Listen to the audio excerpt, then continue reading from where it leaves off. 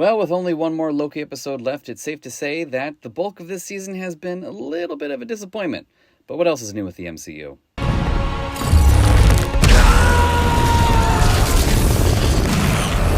Even if it can still mostly be a delight, especially with Tom Hiddleston, Owen Wilson, and Ke Huy Quan's performances, overall not much has developed narratively that wasn't already a conflict set up in Season 1 or within this season, which makes the show rather insular.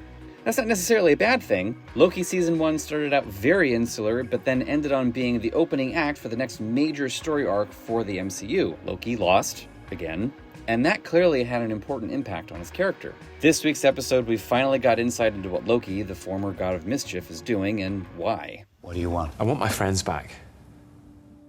Which is actually perfect, because Loki caring about saving all of reality is not only a harder pill to swallow, but it's also esoteric and kind of impersonal.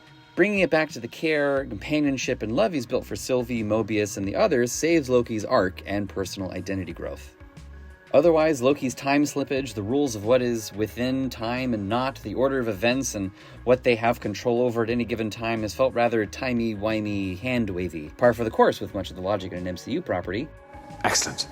Yeah, makes total sense. But I'm waiting to see how they pull it together for the final beat next week. Right now, I'd love to just take a moment to appreciate the set design and a bit of the cinematography for this season. We've had a few repeated set locations from the first season, and like any show, looking at you, Ahsoka, are definitely getting their mileage out of what they've made. But, unlike other shows, Ahsoka again, the sets are beautiful, dense, intricate, and designed so incredibly well.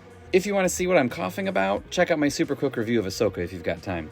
So one of the instant things to love about Season 1 of Loki was the Brazil-esque mid-century modern dilapidated corporate aesthetic. The browns, the oranges, and tans all sold the repressive environments the TVA represents. Just one look and everything you see tells a story. So then it's been a delight to see the work of cinematographer Isaac Bauman at play in Season 2. We've gotten more wide and nearly fish-eye shots. The lighting has been moodier with deeper blacks on the actors' faces. I mean, look at Obi's warehouse, a perfect marriage between the set and lighting telling you everything you needed to know about his life before the TVA.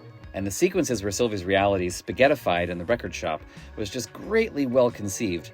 And shout out to this random non-super dude just doing the right thing and trying to help someone else. Not too often we get to see normies in MCU shows after all. Speaking of normies, we finally get to see where Mobius' jet ski obsession comes from, and it's pretty on the nose. He's a jet ski salesman. Sure.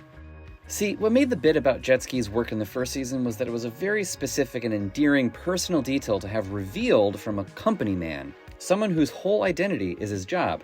Having a bit of humanity poke through a true believer makes you want to care about Mobius more and learn more about him. Man, you know, the funny thing about jet skis, everyone thinks that it's a personal watercraft, and it's actually a brand, same way Kleenex is. Mobius. I don't care. So I expected this main trait of him, a dedicated working stiff, to translate between his real life and his identity within the TVA. Why can't jet skis continue to just be a side passion, a hobby, or a pastime for him despite his dedication to his job? I suppose it still is, but it's too easy. Then again, looking at Casey, sick Frank, he has an entirely different identity and persona than what we see in the TVA. So now it's becoming hard to map if we're looking at the original versions of the variants who ended up in the TVA, or just other variants who maintain the temporal aura Loki needed to jump back to before Mr. Timely met an untimely end. Is Loki going to be able to save Timely now that he's back before the spaghetti dinner? Is Timely going to turn out to be he who remains? Will Sylvie ever get a haircut? Chime in the comments below. And if you're new here, go ahead and drop a like if you enjoyed this content. I'll be making more videos discussing storytelling in sci-fi and film, TV, video games, literature, and the like. Science fiction is a well-respected and thought-provoking genre. Well, nobody buys it here.